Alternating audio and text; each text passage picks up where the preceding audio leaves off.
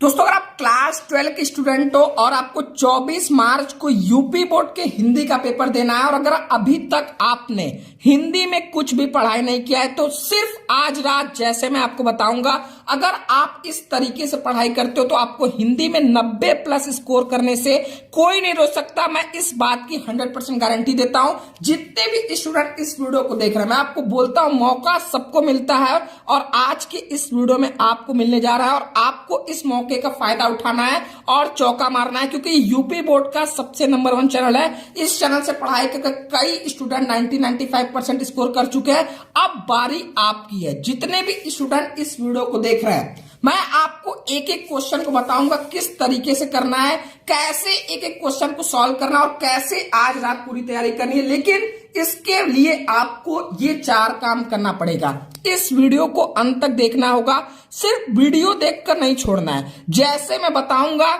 वैसे आज रात आपको मेहनत करना पड़ेगा, ठीक है। आपके हिंदी के पेपर में टोटल 14 प्रश्न आएंगे।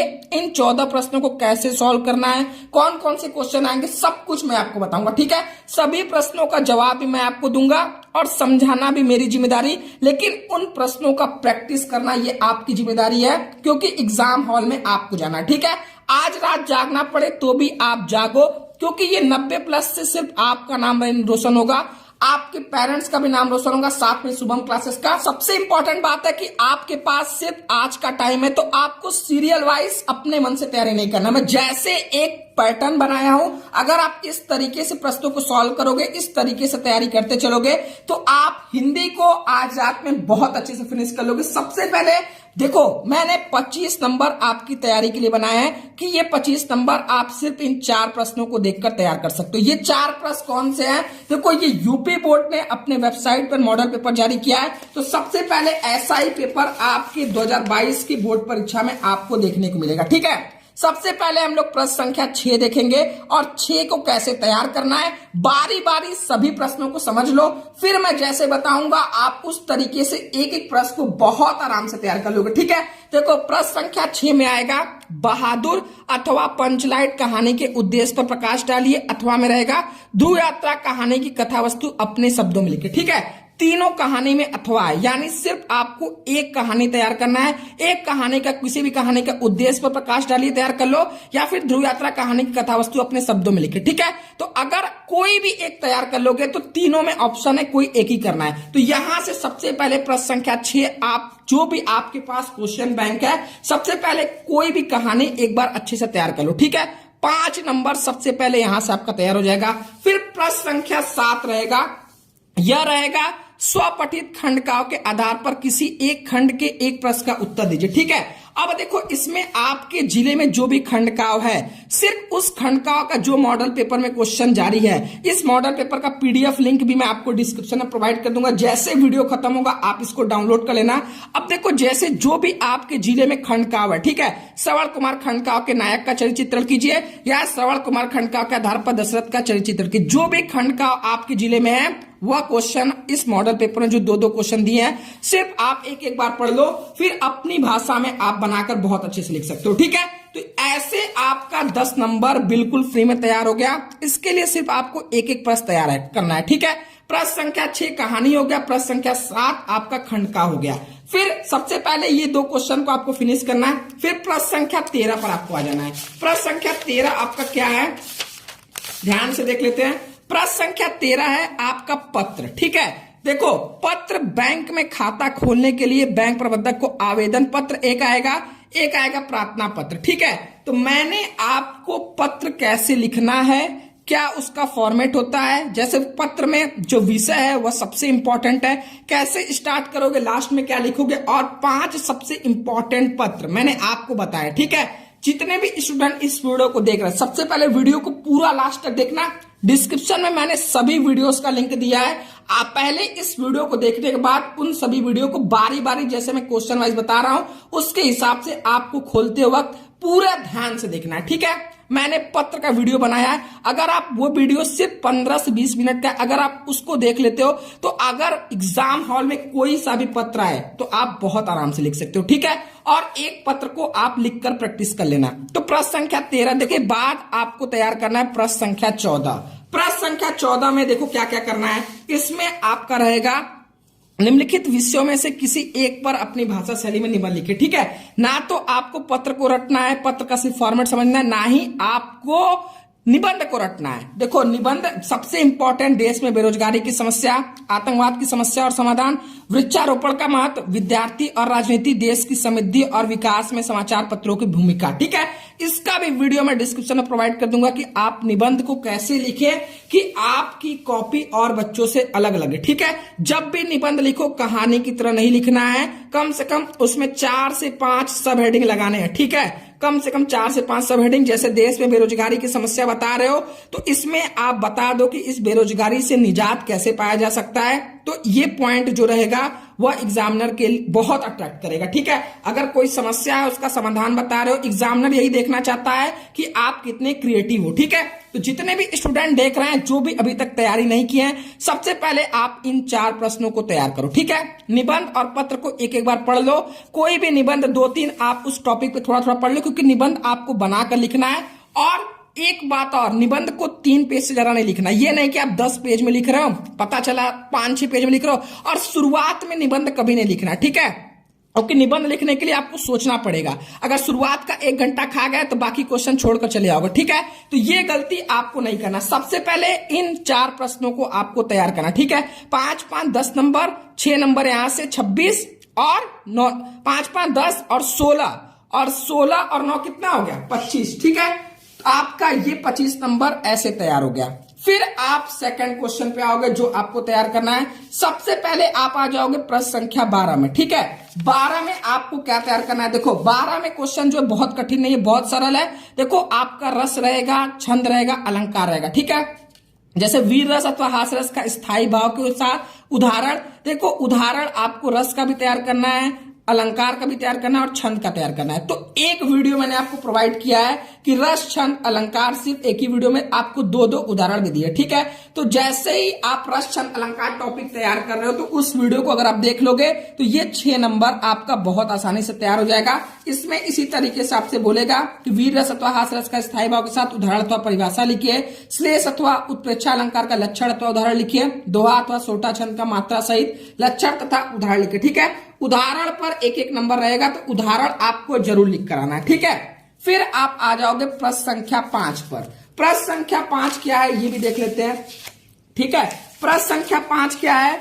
देखो प्रश्न संख्या 5 में क ख है। जैसे यहां पर आप देख लो, निम्नलिखित में किसी एक लेखक का साहित्यिक परिचय देते हुए उनकी प्रमुख रचना का उल्लेख करना। ठीक है, अब जैसे आपको 3 साहित्यिक परिचय देगा। ठीक है, जैसे आचार्य हजारी प्रसाद द्विवेदी, एपीजे अब्दुल कलाम, वासुदेव शरण अग्रवाल। तो पहले इनका संक्षिप्त में जीवन परिचय दे दोगे, फिर इनका आप साहित्यिक परिचय लिखोगे और इनकी प्रमुख जो भी कृतियां रहेंगी, रचना रहेगा, उसका उल्लेख करना है। ठीक है, कवि की जो प्रमुख कृतियां उनका उल्लेख करना है और जितने भी आपके लेखक हैं उनका रचना का उल्लेख करना है। ठीक है, तो इसी तरीके से आपको मैंने एक वीडियो बनाया कि साहित्यिक परिचय किसी भी कवि का आप कैसे ट्रिक से लिखे। ठीक है, तो जब आप साहित्यिक परिचय, इतना क्वेश्चन तैयार करने के बाद साहित्यिक परिचय वाले क्वेश्चन पे आए तो प्रश्न संख्या 5 10 नंबर का ये रहेगा, एक लेखक और एक कवि का साहित्यिक परिचय लिखना है। तो इस मॉडल पेपर में जो जो दिए हैं इनको आप तैयार कर लो। ठीक है, मैथिली शरण गुप्त, सुमित्रानंद पाल, रामधारी सिंह दिनकर। ठीक है, इन 3 कवि का आप साहित्यिक परिचय पहले तैयार कर लो। ठीक है, यहां से आपका 10 नंबर कंफर्म हो जाएगा। फिर बात करें प्रश्न संख्या 8 क्या रहेगा, इसके बाद प्रश्न संख्या 8 आपको तैयार करना। ठीक है, प्रश्न संख्या 8 में आपको देगा दिए गए संस्कृत गद्यांशों में से किसी एक का ससंदर्भ हिंदी में अनुवाद करना है। ठीक है, तो सबसे पहले देखो जितने भी चैप्टर हैं, ठीक है, सबसे पहले जितने भी आपके गद्यांश के चैप्टर हैं, ठीक है, आपको सबसे पहले जो संदर्भ लिखना रहेगा। ठीक है, देखो यहां पर जैसे संदर्भ लिखना है तो प्रस्तुत गद्यांश हमारी पाठ्य पुस्तक के संस्कृत भाग में संकलित आत्मज्ञ एवं सर्वज्ञ नामक पाठ से उद्धृत है। तो जितने भी चैप्टर आपके गद्यांश में हैं उनको एक जगह नोट डाउन कर लो और देख लो कौन कौन सा इसमें से आ रहा है। ठीक है, तो अगर संदर्भ में बस आपको बुक का नाम और कौन से लेसन से लिया गया ये बताना है, तो 2 नंबर आपका यहां से लिया गया है। अब देखो संदर्भ में जितने भी हैं वो तो तैयार कर लो, लेकिन जो आपका जातक कथा, ये जो आपका पदांश और श्लोक आएगा ये वाला, ठीक है, न में रोचते और एक इसका महामना मालवी का, ठीक है, यह दोनों आपको जरूर तैयार करके जाना है, क्योंकि 2 ऑप्शन रहेगा इसमें। आप दिखा देता हूं मैं, ठीक है। देखो यहाँ आपका महामना विद्वान वक्ता, तो आपका एक चैप्टर है महामना मालवीय, तो आप इसमें क्या लिख दोगे, यह गद्य खंड हमारी पाठ्य पुस्तक के संस्कृत भाग में संकलित महामना मालवीय नामक पाठ से उद्धृत या लिया गया। फिर इसका आप हिंदी में अनुवाद कर दोगे, ठीक है। 2 ऑप्शन रहेगा इसमें, साथ में इसी तरीके से पदांश रहेगा, ठीक है। पदांशों में किसी एक का ससंदर्भ हिंदी में अनुवाद, यह वाला आपको जरूर तैयार करके जाना है, ठीक है। इसी तरीके से आपको 2 में से 1 करना है, सेम काम, ठीक है। तो इस तरीके से 7 और 7 14 नंबर, और इसका भी जितने भी इंपॉर्टेंट आपके संस्कृत के गद्यांश और पदांश उनका कैसे हिंदी में अनुवाद करना है, इसका एक वीडियो 35 मिनट का है। अगर आप उसको देख लेते हो तो आप किसी भी गद्यांश पदांश का आ जाए तो आप बहुत आराम से कर लोगे, ठीक है। उसमें कुछ इंपॉर्टेंट ट्रिक भी मैंने बताया है। अब आपको आ जाना है प्रश्न संख्या 9, इतना तैयार करने के बाद, ठीक है। प्रश्न संख्या 9 में आपसे क्या बोलेगा, निम्नलिखित मुहावरों में से किसी एक का अर्थ लिखकर वाक्य प्रयोग। 4 आपको मुहावरा दिया रहेगा, जिसमें किसी एक का सबसे पहले ऐसे तलवार की धार पर चलना, टका सा जवाब देना, दाल में काला होना, ठीक है। तो दाल में काला होना यानी कुछ गड़बड़ होना, ठीक है। नमक मिर्च लगाना, बढ़ा चढ़ाकर बोलना, तो सबसे पहले आपको क्या लिखना है, अर्थ, ठीक है। तो नमक मिर्च लगाना, फिर यहां पर आप लिख दोगे अर्थ, ठीक है। बढ़ा चढ़ाकर बोलना, फिर उसके नीचे आप लिखोगे वाक्य प्रयोग करना है, ठीक है। वाक्य प्रयोग करना है, वाक्य में प्रयोग, तो ये 2 नंबर का रहेगा, ठीक है। चारों में से कोई एक करना, ये नहीं कि सब करके चले आए, ठीक है। फिर आपको निम्नलिखित शब्दों के संधि विच्छेद के सही विकल्प का चयन चुना, जैसे तथापि का संधि विच्छेद तथा प्लस अपि, ठीक है। परमेश्वर का क्या हो जाएगा, परम प्लस ईश्वर, ठीक है। परम प्लस ईश्वर। गायक का क्या हो जाएगा, जल्दी से कमेंट बॉक्स बताओ, ठीक है। अब आपको दिए गए निम्नलिखित शब्दों के व्यक्ति और वचन, यह 2 नंबर में पूछेगा। फिर आपसे पूछेगा निम्नलिखित, तो इसके लिए आपको ग्रामर के लिए जो मॉडल पेपर में जैसे वसन और व्यसन, तो इसको आप क्या बोल सकते हो, विवश और व्याकुल, कवच और भोजन नहीं, ठीक है। और 2 ऑप्शन क्या दिया है, वस्त्र और आदत, तो ये सही है, ठीक है। अब जैसे अंबुज और अम्बुद को बादल और समुद्र सही होगा, जल और कमल, कमल और बादल, समुद्र और कमल, ठीक है। जिनको भी पता है कमेंट बॉक्स बताओ। अब उसके बाद आपसे पूछेगा निम्नलिखित शब्दों में से किसी एक शब्द के 2 अर्थ लिखिए। जैसे नाग को आप और क्या क्या बोल सकते हो, सर्प बोल सकते हो, भुजंग बोल सकते हो, ठीक है। तो किसी एक का करना है, ठीक है। इन चारों में से 4 दिए रहेंगे, किसी एक का करना है। अब निम्नलिखित वाक्यांशों के लिए एक शब्द का चयन करके लिखिए जो आंखों के सामने हो, प्रत्यक्ष हो जाएगा, जानने की इच्छा रखने वाला, जिज्ञासु। तो इन सभी को इस तरीके से रहेगा, ग्रामर में बहुत कठिन नहीं आने वाला, ठीक है। फिर निम्नलिखित में से किन्हीं 2 वाक्यों को शुद्ध करके लिखना है, ठीक है। गलत रहेगा उसको, इस सरोवर में अनेकों कमल खिले, तो यहां पर क्या हो जाएगा, इस सरोवर में अनेक कमल खिले, ठीक है। इसी तरीके से 2 आपको वाक्य दिया रहेगा, जो अशुद्ध रहेगा उसको शुद्ध करना है, ठीक है। तो हिंदी व्याकरण के लिए आप क्या कर सकते हो कि क्वेश्चन बैंक आपके जो हैं उनमें जितने भी क्वेश्चन है आप उनको एक बार देख सकते हो। पर्यायवाची देख लिए, ठीक है। आप इसी तरीके से ये देख लिए, वाक्यांशों के लिए एक शब्द देख लिए, ठीक है। और विभक्ति और वचन देख लिए, संधि विच्छेद कुछ देख लिए, जितने भी हैं आपके ग्रामर में उनको देख लो। बाकी ये सरल आते हैं, इसको आप कर ले जाओगे, ठीक है। ये प्रश्न संख्या 3 और 4 जो 20 नंबर आपको दिलाएगा। प्रश्न संख्या 3 में आपके क्या पूछेगा, दिए गए गद्यांश आधारित निम्नलिखित प्रश्नों का उत्तर दीजिए, ठीक है। आपको आपके बुक से गद्यांश दिया रहेगा, जैसे धरती माता की कोख में जो अमूल्य नदियां भरी हैं जिनके कारण वसुंधरा कहलाती है। तो सबसे पहले इसमें आपको एक गद्यांश का संदर्भ लिखने के लिए आएगा, ठीक है। संदर्भ के लिए आप क्या कर सकते हो, जितने भी गद्यांश के चैप्टर हैं, ठीक है, और जितने भी चैप्टर हैं, ठीक, और जो उनके राइटर हैं, ठीक है, उनको आप नोट डाउन कर लो एक पेज पे और उसको आप तैयार किए रहो, ठीक है। और देख लो कौन कौन से ये गद्यांश आपके एक नजर देख लो, ठीक है। तो अब जैसे धरती माता की, तो ये किससे लिया गया, राष्ट्र का स्वरूप पाठ से, ठीक है। और लेखक का नाम क्या है, डॉक्टर वासुदेव सरल अग्रवाल, ठीक है। तो इस गद्यांश का आप क्या लिख दोगे, पाठ का नाम, संदर्भ में क्या लिख दोगे, राष्ट्र का स्वरूप पाठ का नाम में, और लेखक का नाम डॉक्टर वासुदेव सरल अग्रवाल, ठीक है। फिर आपसे बहुत इसमें कठिन क्वेश्चन नहीं पूछेगा, जैसे देखो धरती वसुंधरा क्यों कहलाती है। तो जब ये गद्यांश आप पढ़ोगे तो इसी में ऑप्शन आपका जवाब मिलेगा। धरती वसुंधरा क्यों कहलाती है, धरती माता की कोख में जो अमूल्य नदियां भरी हैं जिनके कारण वह वसुंधरा कहलाती हैं, ठीक है। अब यहाँ पर एक क्वेश्चन और देखो, रेखांकित अंश की व्याख्या कीजिए, ठीक है। अब देखो रेखांकित अंश किसे बोलते हैं, जो ये अंडरलाइन है, ठीक है। तो इसके लिए जब आप क्वेश्चन नंबर 3 का तीसरा करो, ठीक है, तो सबसे पहले आप क्या करो, ऐसे धरती से पूरा तो व्याख्या करना नहीं है, ठीक है। धरती डैश डैश डैश डैश चाहेगा, यहां तक कर दो, ठीक है। फिर अब इसका आप यहां पर ब्लैक पेन से व्याख्या लिख कर करो, ठीक है। तो इस तरीके से करोगे तो ये आपको फुल मार्क्स मिलेगा, ठीक है। अब यहाँ पर देखो क्वेश्चन पूछा है, पृथ्वी के देह को किसने सजाया, ठीक है। तो इसका भी जवाब जब अच्छे से इसको पढ़ लेना, ठीक है। पृथ्वी के देह को किसने सजाया है, एंड यहाँ पर देखो लाखों करोड़ों वर्ष से अनेक प्रकार की धातुओं को पृथ्वी को पीस पीस पर अंगणित प्रकार की मिट्टियों से पृथ्वी के देह को सजाया है, ठीक है। सभी क्वेश्चन का जवाब इसी गद्यांश में मिलेगा। फिर आपको मिलना है एक पदांश, 2 ऑप्शन रहेगा गद्यांश में, फिर आपको मिलेगा दिए गए पदांश पर आधारित निम्नलिखित प्रश्नों के उत्तर दीजिए, ठीक है। तो 2 पदांश दिया रहेगा। सबसे पहले इसमें भी पूछेगा कि उपयुक्त पदांश का संदर्भ लिखिए। तो सेम काम करना है कि कौन से चैप्टर से लिया गया है, ठीक है, और कौन राइटर है, ठीक है। तो इस तरीके से इसका भी एक वीडियो कल बताया गया है, जिसमें जो इंपॉर्टेंट गद्यांश और पदांश संदर्भ सहित हिंदी में अनुवाद के साथ साथ संस्कृत वाला तो बताया गया है, साथ में प्रश्नों के उत्तर के लिए भी मैंने एक वीडियो बनाया है, जिसको जब आप ये क्वेश्चन तैयार करो तो उस वीडियो को देख लेना, तो ये सारे क्वेश्चन आपके क्लियर हो जाएंगे, ठीक है।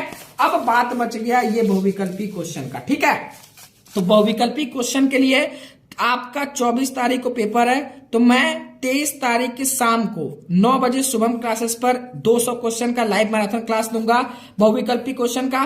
साथ में जितने भी आपके क्वेश्चन बैंक में आपके बहुविकल्पी क्वेश्चन है 24 तारीख की सुबह आप एक बार उसे पढ़कर चले जाना, ठीक है, सभी क्वेश्चन को। बाकी एमसी क्वेश्चन में ऑप्शन रहेगा, आपका आराम से हो जाएगा। तो इस तरीके से अगर आप तैयारी करोगे तो आप हिंदी की पूरी तैयारी बहुत कम टाइम में कर सकते हो। और जो सबसे इंपॉर्टेंट चीज है, कोई प्रश्न को छोड़कर नहीं आना है, क्योंकि आपकी निगेटिव मार्किंग नहीं है।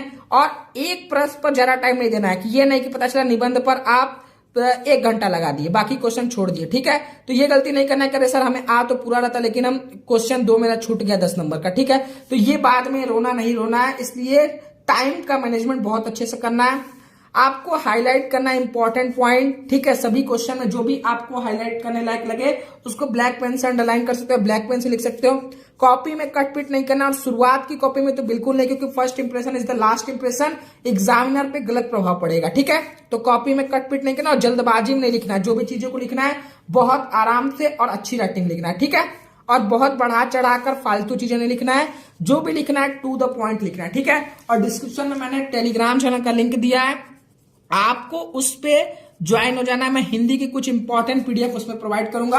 और जितने भी स्टूडेंट इस वीडियो को देख रहे हैं, हिंदी के साथ साथ तैयारी आप physics, chemistry, English, Hindi, math, bio करना चाहते हो, चैनल को सब्सक्राइब करके बेल आइकन प्रेस करो। और अगर आपको सभी सब्जेक्ट के इंपॉर्टेंट क्वेश्चन चाहिए, ठीक है, लॉन्ग शॉर्ट सभी सब्जेक्ट फिजिक्स, केमिस्ट्री, मैथ की, ठीक है, तो आप हमारा ब्रह्मास्त्र बैच ज्वाइन कर सकते हो। सिर्फ 149 रुपए में शुभम क्लासेस ऐप डाउनलोड करोगे, वहां से आप डायरेक्ट पेमेंट करके ज्वाइन कर सकते हो। नहीं तो आप इस नंबर पर पेमेंट करके व्हाट्सएप पे स्क्रीनशॉट भेजोगे, आपको तुरंत बैच में जोड़ दिया जाएगा, ठीक है। तो आज के लिए इतना ही। आप सभी को मेरी तरफ से ऑल द बेस्ट है।